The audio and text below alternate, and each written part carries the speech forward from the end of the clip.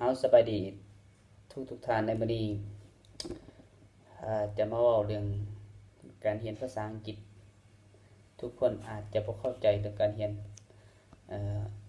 ภาษาอังกฤษเว้าเรื่องการเรียนในปัจจุบันนี้อาจจะยุ่งยากหลายคนอาจจะบ่เข้าใจเพราะว่าการเรียนภาษาบ่แม่นภาษาเฮาแท้แน่นอนแล้วจะบ่เข้าใจสิ่งสำคัญเข้ากันถึงว่าการเรียนนี่มันต้องใช้เวลาทุกคนต้องได้ใช้เวลาฉะนั้นการเรียนจะยากหรือง่ายขึ้นอยู่กับทักษะของแต่ละคนอันนี้จะเว้าเรื่องการเรียนอีกบาทกล่าวหนึ่งขององค์ความรู้จะนำไปสู่ความสำเร็จทางด้านภาษาการเรียนภาษานี่แนวใดฮะจะเข้าใจก่อนอื่นหมดเฮาต้องได้เข้าใจภาษาของเฮาก่อนคือภาษากำเนิดเอิ้นว่าภาษาลาวปัจจุบันนี้หลายคนที่ว่ายังบ่เข้าใจเรื่องการเรียนภาษาลาวแม้กระทั่งว่าสิเข้าเรียนภาษาอังกฤษแท้ๆสิแปลภาษาอังกฤษแท้ๆทั้งที่ว่าคำศัพท์ภาษาลาวได้หมดทุกคำได้หมดทุกคำแปลในภาษาในคำศัพท์แต่ว่าในเมื่อแปลประโยคภาษาอังกฤษเป็นหยังคือแปลบ่ได้เนื้อความแปลบ่ได้ความหมายเฉพาะแต่บางคนเนาะแม้กระทั่งเคยพบในหนังสือพิมพ์ผู้ค้าเองก็ได้เจอในเรื่องนี้หลายด้านพอสมควรในปัจจุบันนี้ผู้ค้าเองได้เรียนแปลภาษาอังกฤษเรียกว่าแปลหนังสือพิมพ์เวียงจันทน์ไทม์หนังสือพิมพ์เวียงจันทน์ไทม์ผู้ค้าเองก็เรียนยากพอสมควรเรื่องภาษานี่แปลก็ยังบางทีก็บ่ได้เนื้อความแล้วมาเว้าเรื่องปัญหาเป็นหยังคือแปลบ่ได้เป็นหยังคือแปลบ่ได้เนื้อความก็ย้อนว่าภาษาของเฮาเองยังบ่ทันใช้ได้เรียนไหลบ่ทันใช้ได้คล่องแคล่วได้พอเฮาเว้าได้แต่เขียนบ่เป็นแต่เว้าบ่เป็นเว้าเป็นแต่เว้าบ่เป็นหยังคือว่าแนวนั้นเว้าเป็นแต่เว้าบ่เป็นเว้าเป็นก็หมายถึงเฮาเข้าใจในเนื้อหาสาระที่เขาเขียนมาเว้าเป็นหมายถึงเฮามีทักษะในการที่จะตีความหมายของเนื้อความที่เขาเขียนมาเว้าเป็นต้องมีมารยาทในการเว้าบ่เป็นหมายถึงทุกคนนี่ที่ว่าเว้าบ่เป็นก็บ่แม่นทุกคนเกิดมาก็ออกจากท้องแม่ปึ๊บประมาณ 4-5 เดือนหรือว่าปีนึงก็เว้าออกมาก็เว้าเป็นแล้วภาษาตัวเองจนฮอด 4-5 ปีก็เว้าเป็นแล้วภาษาเป็นหยังคือเว้าบ่เป็นเว้าบ่เป็นหมายที่นี้ก็หมายถึงการบ่ฮู้จะใช้ในการตีความหมายของเนื้อความแต่ละคำของภาษาฉะนั้นทุกคนต้องได้เข้าใจว่าเนื้อความที่เขาเขียนมาบ่ต้องได้อ่านเพลินไป ก็ต้องได้ตีความหมายให้มันละเอียดชัดเจนซะก่อนจึงค่อยแปลบางคนเนี่ยอ่านหนังสือพิมพ์อ่านเพื่อนๆไปจักอ่านอีหยังในหนังสือพิมพ์ที่เขาเขียนมามีความหมายมีสาระและมีความรู้บางคนอ่านแต่เอาแต่เนื้อความของหนังสือพิมพ์บางคนเอาข่าวอ่านเอาข่าวบางคนอ่านเอาความรู้หมายที่นี่ในที่นี่หมายถึงเอาเนื้อในใจความของภาษาว่าเขาเขียนจังใดบางหนังสือพิมพ์ก็เขียนผิดอาตมาก็เคยเห็นมาผู้ขาก็เคยเห็นมาเพราะว่าผู้ขาก็เคยได้เขาหอสมุด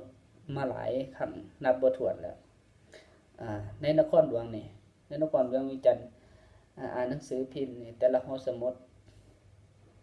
อ่านเอาข่าวในอ่านเอาเนื้อในในในหนังสือพิมพ์มันเนาะแต่สิ่งสำคัญเฮาต้องได้เอาข่าวนี่หมายถึงว่าเฮาอ่านและเข้าใจเขาเขียนแบบใดในข่าวนั้นที่เขาเขียนมามันสลับซับซ้อนกันแต่จะอ่านหนังสือพิมพ์ลาวกับหนังสือพิมพ์ต่างประเทศจะแตกต่างกันทางด้านการใช้ภาษาโดยเฉพาะเป็นภาษาอังกฤษภาษาหนังสือพิมพ์ภาษาละหนังสือพิมพ์เวียงจันทน์ไทม์นี่จะเขียนแบบง่ายๆถ้าของประเทศลาวเฮาเขียนง่ายๆจับเนื้อในแต่ละคนของภาษาแล้วมาตีความหมายง่ายแต่จะอ่านหนังสือพิมพ์ของต่างประเทศบ่แม่นของง่ายจะสลับไปสลับมาแต่ละตอนของประโยคที่เขาเขียน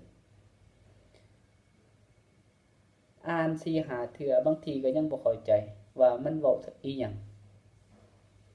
แต่อ่านหนังสือพิมพ์ลาวนี่อ่านเข้าใจสามารถอ่านเทื่อเดียวนี่สามารถสรุปได้ว่ามันเขียนถึงอีหยังมันหมายถึงอีหยังเนาะฉะนั้นแล้วมื้อนี้ได้เว้าเรื่องการเรียนทักษะในการเรียนภาษาหลายคนก็ได้ขอความคิดความเห็นด้านการเรียน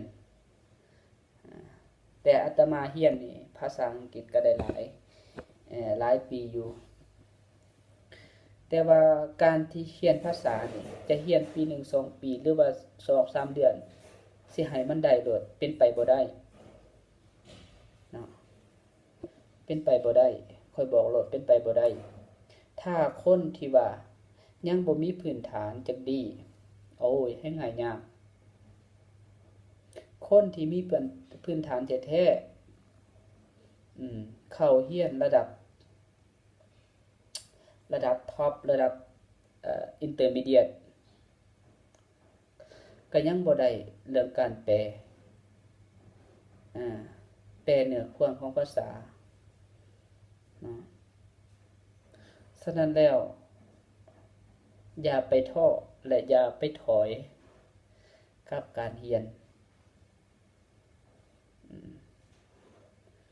ผู้ขาเองจบมาหลายหม้องแต่ว่ายังบ่เข้าใจว่าเรียนภาษานี่มันได้อิหยังแน่วะ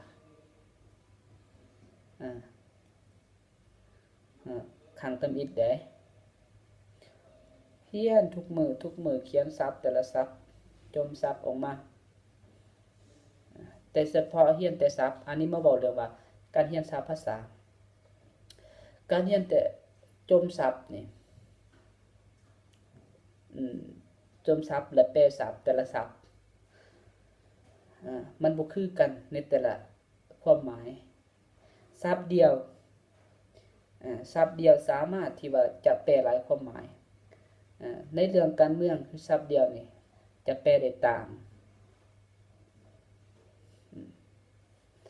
ความหมายกันออกไป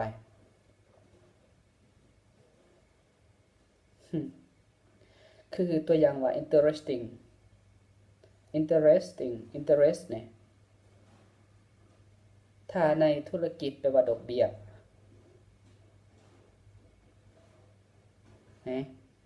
ถ้าว่าใส่ศัพท์ตัวไปเอิ้นว่าน่าดึงดูดหรือว่าสิ่งที่ดึงดูดใจน่าสนใจนี่คนละความหมายฉะนั้นแล้วบ่ต้องตายโตเกินไปในการเรียนเฮาสามารถอ่านหนังสือได้หลายๆหนังสือถ้าเฮาเป็นคนบ่มักอ่านเรียนหยังก็บ่ได้ความถ้าว่าเฮาเป็นคนมักอ่านเป็นคนมักเขียนปัญญาก็จะเกิดและตีความหมายแต่ละคำได้มาบอกถึงอีหยัง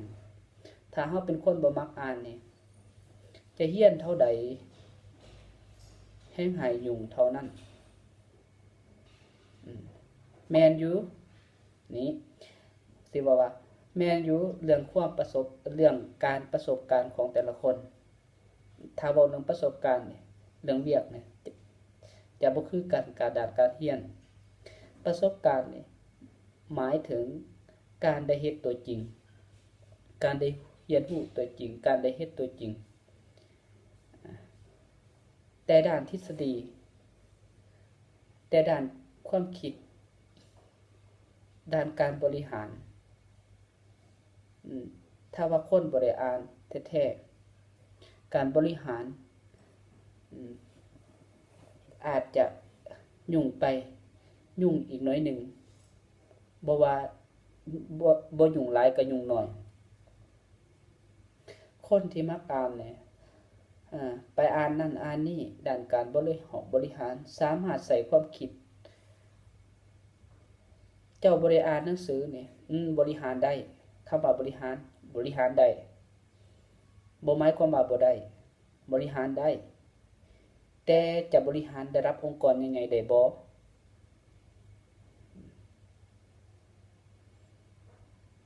ค่อยว่าบ่ได้เพราะว่าการบริหารก็ต้องได้ศึกษาและอ่านประสบการณ์ของคนอื่นนี่อันนี้คือกันมาบอกเรื่องภาษาบัดนี้ภาษาคือกันถ้าว่าเฮาบ่มักอ่านมักเขียนจะเรียนยากเรียนได้แต่อยู่เฉพาะแต่อยู่ในห้องเรียนนั่นแหละแต่กลับมาบ้านบ่เรียนด้วยตนเองจะสิเรียนหลายปีก็ตามแต่บ่สามารถที่จะนำใช้ได้ภาษาเหล่านั้น1การบ่ฝึกฝนตัวเองบ่ฝึกฝนใดๆบ่ไปเรียนได้หลายปีก็ตามแต่บ่ได้ฝึกฝนบ่ได้เว้ากับคนต่างประเทศบ่ได้แสดงออกหมายถึงว่าบ่ได้ไปเว้าไปว่าไปเจอด้วยตนเองว่าบางคนนี่เรียนบักหลายๆปีแต่ว่าเจอกับต่างประเทศนี่สั่นเด็ดๆเว้าบ่ออกตอนเรียนนี่เว้าเก่งๆบัดไปเจอกับคนต่างประเทศเว้าบ่ออกสิเว้าหยังดีนี่ก็เป็นปัญหาหนึ่งผู้ข้าเคยเจอแหละเรียนหลายปีแต่ตอนม.4 ฮอดม.7 บัดเจอคนต่างประเทศนะโอ้ยสั่นบ่ฮู้สิเว้าหยังออกไปทั้งที่เรียน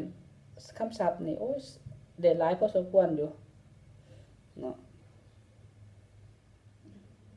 แต่ว่าบัดสิเว้าออกไปแท้ๆบ่กล้าประเสริฐเห็นต่างประเทศเลยลบบ่กล้าสิเว้า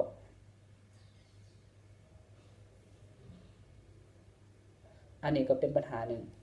ถ้าว่าเฮาเรียนแล้วต้องกล้าแสดงออกต้องกล้าแสดงออกต้องกล้าแสดงความสามารถของตนเองว่าเฮาเรียนไปเฮาก็ต้องได้กล้าเผชิญกับปัญหาบ่ว่าจะหนักหรือเบาคือเว้ากับต่างประเทศเนี่ยโอ้ยบางทีหันบางต่างประเทศมันเว้ายากยากบ่เข้าใจมันเว้าอีหยังแต่ในบางประเทศมันเว้าง่ายๆคนต่างประเทศเขาสามารถตีความหมายบางคนเขาเว้าง่ายๆออกมาก็ยังบ่ได้ย้อนบ่มีการฝึกตัวเองเกิดว่า1ทักษะในการเรียนภาษาอังกฤษมันเว้าโดยว่า4ทักษะ1การฟัง2การเขียน3การอ่าน4เป็นการสังเกต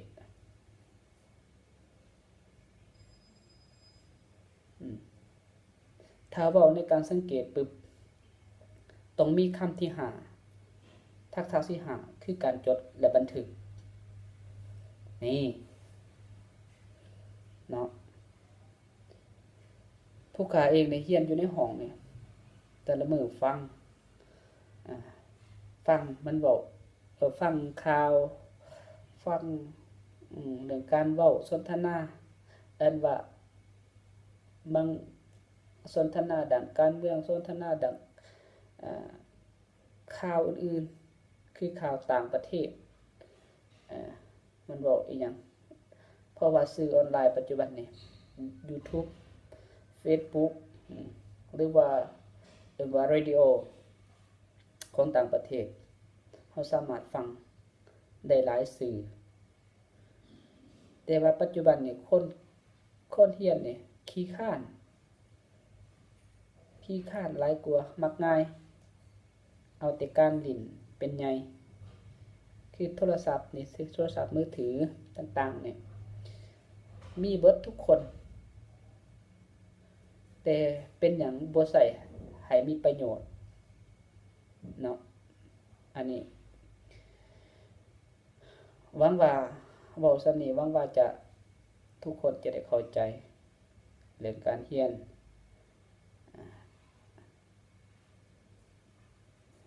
เอาสรุปว่ามื้อนี้จะขอเว้าเพียงส่ำนี้ให้ทุกคนได้เข้าใจในการเรียนภาษาเนาะหวังว่าคลิปนี้จะมีความหมายความสำคัญให้ทุกๆคนหรือทุกๆท่านที่ได้ฟังคลิปนี้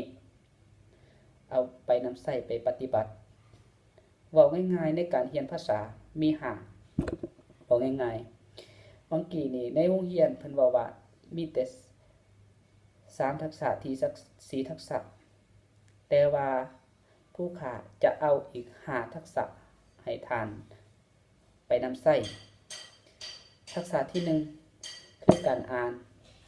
ทักษะที่2คือการเขียนทักษะที่3คือการฟังทักษะที่4คือการบันทึกทักษะที่5คือการสังเกตและการบันทึกเนาะเอาขอจบเพียงนี้เด้อทุกๆคน